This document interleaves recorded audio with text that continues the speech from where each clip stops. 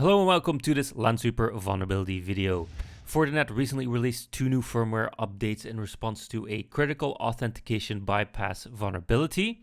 So in order to make sure that you're protected against this vulnerability, you have to make sure that your devices, their firmware is updated to version 7.0.7 or version 7.2.2 to make sure that no attackers can abuse the vulnerability to get into your systems. Now, in order to find out which devices in your network are affected, we've created a special Lansweeper report that will give you an overview of all of your Fortinet devices and also additional information. As you can see, we'll get to see the model, also the IP address, the description, and then we've added additional information about the firmware itself. Now, the firmware itself, that information we gather through our custom OID scanning.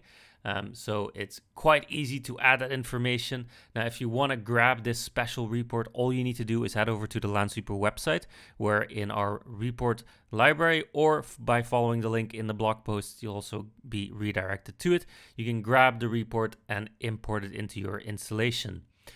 Now, the version specific information won't be there by default. You have to add that manually with the custom OID scanning that we've added. This allows for a lot more customizable information to be scanned, so you can really gather the information that you exactly need. Now, for this scenario, obviously we want the system version or the firmware version.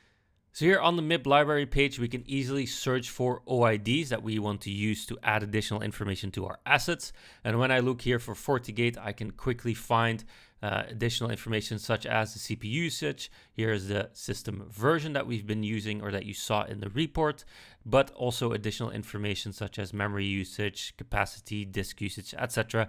There's a lot of additional information that you can gather from these SNMP enabled network devices and that you can also use in Lansweeper itself. So heading back to the report, you can see here we're grabbing the version, we've normalized it, and that way we're able to tell or give you at least an idea of whether it's vulnerable or not. If you want additional information, you can always go to the asset itself and see all of the details there, including all of the OIDs that we've scanned and that we've gathered additional information for. Again, you can grab the report via the link on the blog on our website or the report library. And if you don't have Lansweeper yet, you can go to the website as well and start your free trial. So that'll be it. Thank you for watching.